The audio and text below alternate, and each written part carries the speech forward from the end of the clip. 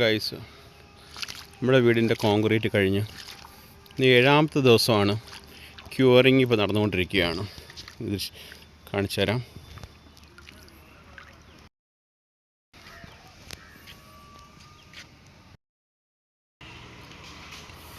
വെള്ളം നമ്മൾ കെട്ടി നിർത്തിയേക്കാണ്, കളം തിരിച്ചിട്ട്.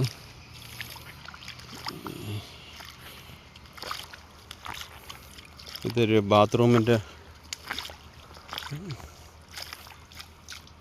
പുറത്തുള്ള സ്ലാബാണ്. ഇത് 2 അടി താഴത്ത് കോൺക്രീറ്റ് ചെയ്തിരിക്കുകയാണ്. പിന്നെ ചില ഇടങ്ങളിലൊക്കെ നമുക്ക് ക്രാക്കുകൾ കാണാമല്ലോ.